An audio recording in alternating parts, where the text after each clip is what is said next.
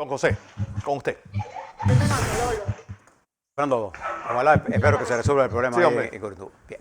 Primero quiero expresarle y felicitar al doctor Juan Miguel Pascales, que fue objeto de un reconocimiento público por su excelente labor profesional. Él es el actual director del Instituto Gorgas y sin duda alguna, Sí. en esta pandemia el Gorgas ha sido un jugador estrella. Él es uruguayo, pero que vivió toda su vida en Chitré. Sí, él es uruguayo chitreano. Chitreano. Es además es un gran atleta. Ah, no sabía. Sí, es maratonista. Oh. Es un hombre excepcional. Un hombre del Renacimiento. Sí, Hablando un del hombre Renacimiento de Harlem.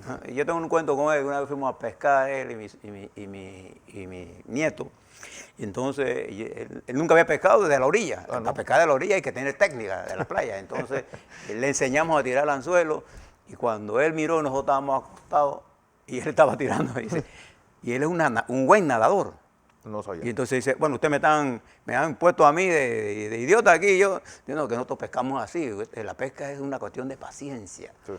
Un saludo a Juan Miguel. Se merece eso y mucho más. El Gorgas también. El Gorgas también. Hablemos un poco de COVID. Aquí me estaban escribiendo algunas personas sobre Colombia y entiendo que deben ser colombianos cuando nos dicen que Colombia, el salario mínimo es $234 y la propuesta del presidente Duque, esto es una información que me da, y se la paso al costo, la voy a verificar, la base impositiva de la propuesta llamada la solución sostenible, solidaridad sostenible, es de $663 el ingresos mensual.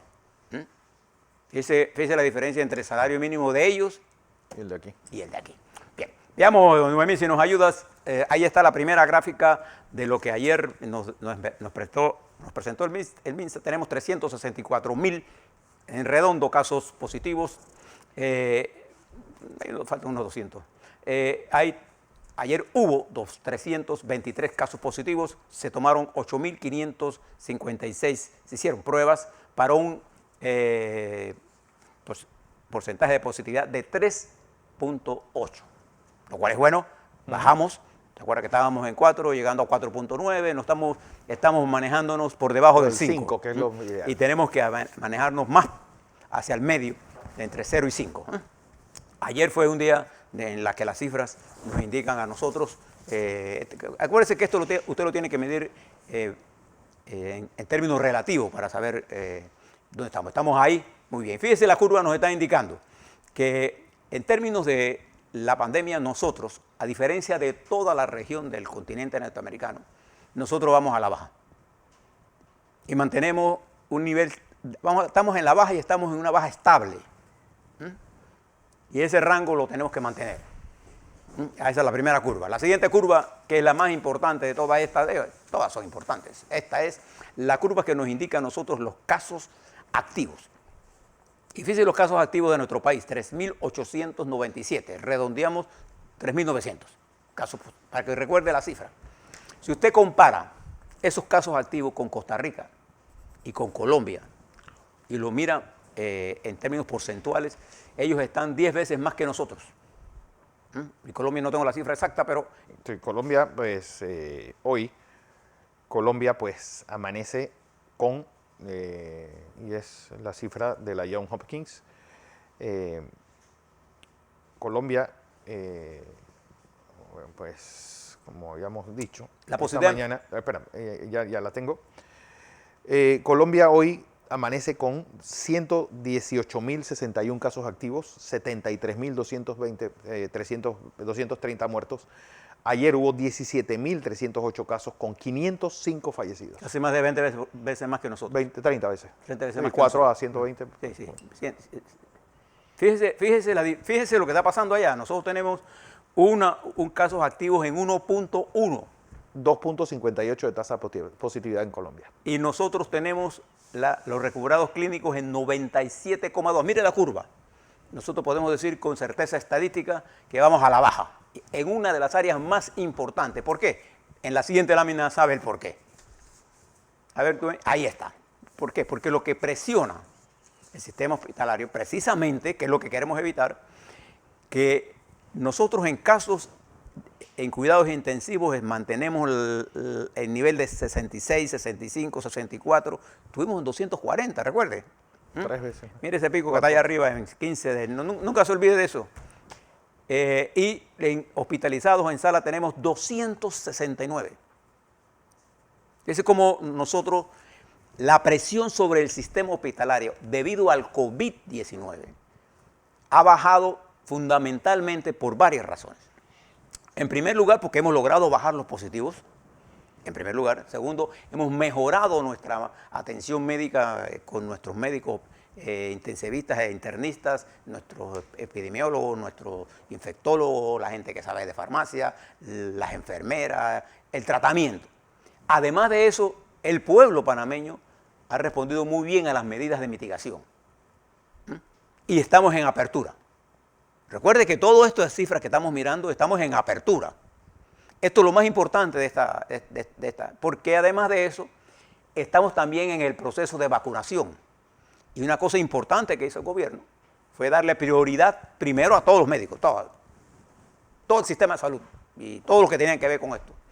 Y después a la gente de más de 60 años, que son los que todavía que son los que más duro le pega todo esto. Y hemos aliviado la presión sobre el sistema hospitalario. Compare esto con lo que está pasando en Costa Rica, compare con esto lo que está pasando en Uruguay. Ellos están en peores situaciones que cuando nosotros estuvimos en la peor situación de nosotros. Sí. Entonces ahora no se sienta ahora disgustado de que por qué no usamos los respiradores. Sí, los compramos porque puede venir una tercera ola. Puede venir. Si el mundo está ahora mismo en una situación bien peligrosa. Y dame la siguiente gráfica.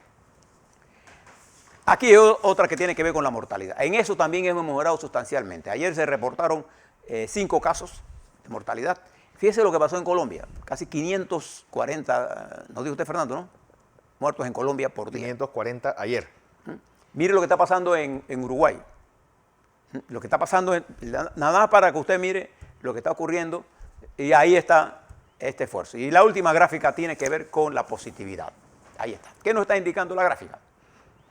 Que nosotros en positividad estamos a la baja, moviéndonos entre un rango de 2.7 y 4.9 que tuvimos en esta semana. En ese rango, la media está en 3.1. Entonces ahora miren las variables epidemiológicas, que es la que usted tiene que tener en la mente. La variable 1, RT, el índice de reproducción del virus por debajo del umbral de 1. Recuerde que este es un umbral, porque se mueve, estamos por debajo de 1. Los niveles de casos positivos estamos por debajo de 5, en una media que nos movemos en 3,2%, con un rango entre 2.2 y 4.9, no hemos sobrepasado el 5. Estamos en un dígito. Hace meses estábamos en doble dígito, 28, ¿se recuerda? Bien.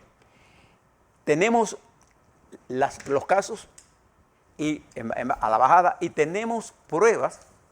Por casi 2.4 millones de panameños han sido probados y tenemos un sistema de trazabilidad y una campaña de divulgación de las medidas de mitigación en forma activa y tenemos la cooperación de la mayoría de la población panameña, que ha tomado conciencia de que nos enfrentamos a una guerra, que no está terminada y estamos rodeados de países con graves problemas.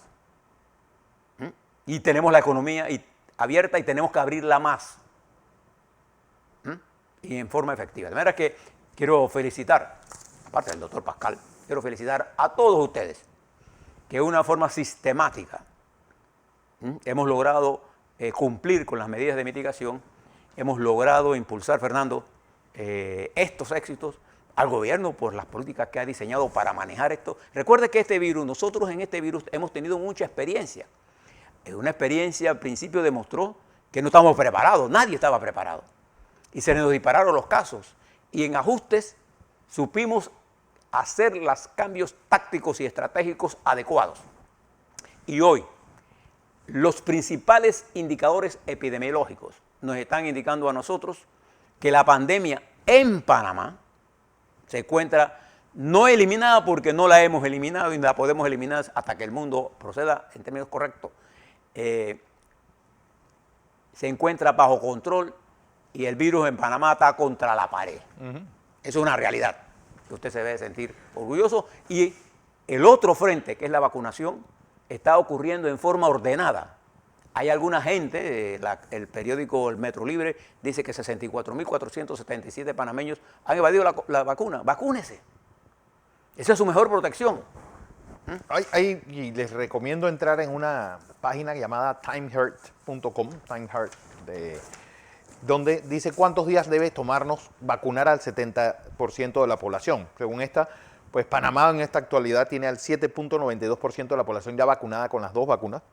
Nos puede tomar 453 días y que, pues, ese es el tiempo que tomaremos. Vacunar al 100%. Al 100%.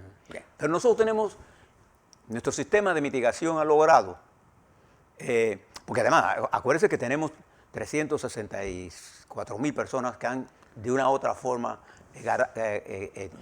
ganado un nivel de inmunidad, pero de esos usted puede asumir que son 3 o 4 veces más, lo que nos llevaría casi a 1.200.000, más lo que estamos vacunando. El virus cada vez tiene menos espacio, pero donde lo encuentra se va a meter. Estados Unidos tomaría 84 días vacunar al 70% de la población. Ellos están vacunando al 0.80% de la población al día y ya tienen pues con 36.28. Están en la mitad del camino. Y Alemania ayer vacunó 2 millones en un día. Para que usted sepa, hay un esfuerzo mundial. El problema es la disponibilidad de la vacuna. Bien, algunas otras cosas. Quiero expresarles mi preocupación cuando yo veo, por ejemplo, en Panamá, discrepar. Por ejemplo, entre Fernando y yo tenemos discrepancias sobre muchos temas. Eso no es lo que debe preocuparnos. Pero ayer vi gente colocando en las redes sociales tweets en contra o alegrándose que al diputado Salazar se le hubiera muerto su hija o diciendo que eso era un castigo. Yo quisiera decirle, y se lo digo como padre, solo los padres que hemos perdido un hijo sabemos el dolor que eso significa. Y no tiene que ver nada a las discrepancias que usted pueda o no tener con el diputado Salazar. Él ha perdido una hija. Y ese dolor no se lo quita a nadie, a él, nadie. Entonces dice más de usted, contra usted, emitir criterios tan malos, tan perversos, como alegrarse o decir, te lo tenías merecido.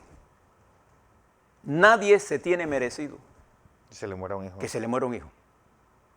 Nadie. Esto dice mucho, ese no es el Panamá que nosotros queremos. ¿Y por qué le hablo de esto?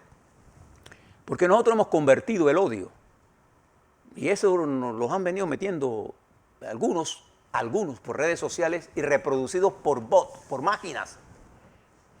Yo no me tomo el trabajo de contestar ningún tuit que sea insultativo y faltándole el respeto. Nada, yo no contesto nada de eso, porque las reproducciones de eso normalmente vienen de redes sociales que tienen su origen por casa del rayo. Son Singapur bots, generalmente. Son máquinas que ante un algoritmo preestablecido comienzan a hacer esos ataques. Y eso nos está llevando a nosotros a que la gente crea. El tuit no se hizo para eso. El tuit es un instrumento de compartir cosas agradables, diferencias, con respeto. Pero en la velocidad con que queremos escribir el odio. Tómese 30 segundos, 10 segundos antes de escribir tonterías o cosas desagradables que dicen más de usted que de a quien usted les dirige sus ataques. Nosotros todos los días venimos aquí a prepararnos para hablarle a usted de las cosas. Pero nosotros le damos los hechos y cuando emitimos una opinión se la damos con respeto. Y esa opinión no es la opinión suya es la suya. Claro. Lo que nosotros queremos es elevar el nivel del debate y sacar. Que haya debate, es lo que queremos. Exactamente, sacar a esa chusma que solo sabe insultar porque no tiene argumento. No, fíjese la cantidad de cosas que nosotros tenemos que decidir. Nosotros debemos o no decidir sobre el futuro de la Caja del Seguro Social y sobre el programa IBM. ¿Debemos o no? Claro que tenemos que decirlo. ¿Debemos o no decidir sobre el camino de la reestructuración y de qué debemos hacer con los pequeños y medianos empresarios para reactivar el empleo? ¿Debemos o no debemos definir una política exterior que nos permita obtener del mundo en general los mejores beneficios para Panamá?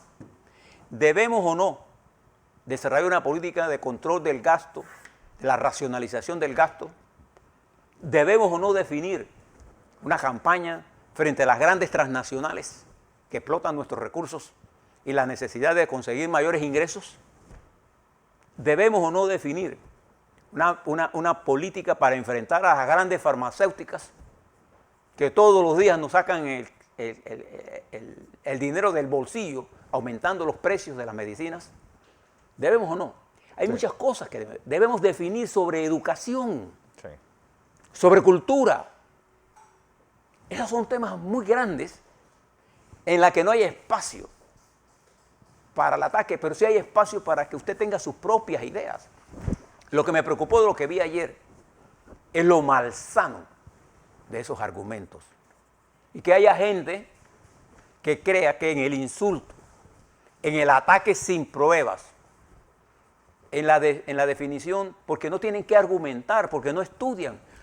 Usted sabe la riqueza que hay en el mundo intelectual en este momento, en el mundo político, en el mundo social, en el mundo científico, en estos 14 meses de pandemia. Usted sabe los adelantos científicos técnicos que ha habido en el campo de la biología, de la biología molecular, de todo lo que tiene que ver con el diseño de la robótica, de las ciencias matemáticas, de las ciencias de ingeniería, de la física. ¿Usted cree por qué tenemos una nave en el Marte y por qué China lanzó otro? Ese es el nivel científico-tecnológico que hemos desarrollado para estar hablando tonterías. Usted sabe la ansiedad de nuestros niños por no volver a la escuela. ¿Usted no cree que nosotros debemos elevar esa discusión y resolver ese problema? Porque esa ansiedad genera tensión en los hogares, genera un grado alto de falta de felicidad. Entonces, tenemos tantos problemas serios que enfrentar como nación, Fernando, que estos comentarios lo único que hacen es... son dañinos, son perversos, ¿no? Nosotros aprendimos de mujeres campesinas.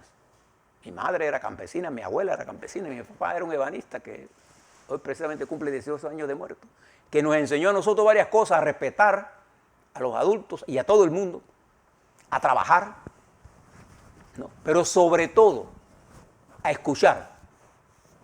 Y ahora mismo es gente intentando hacer que usted piense como ellos. Nosotros intentamos que usted piense como usted, con los mejores hechos. Piense en todo esto, porque este país tiene un largo camino y difícil que recorrer en los próximos meses. Difícil que recorrer, y no lo puede hacer el presidente Cortizo solo. Necesita de todos nosotros. Porque antes que las elecciones, antes que llegue el 2024, nosotros tenemos que qué vamos a hacer de aquí en los próximos meses, en el 21 y en 22, que son de los años más complejos. Exacto. Mire lo que está pasando en Colombia, mire lo que pasa en Perú, Chile. Mire lo que pasa en Argentina, Chile, Ecuador, Centroamérica. Así es. Así que piense. Así es.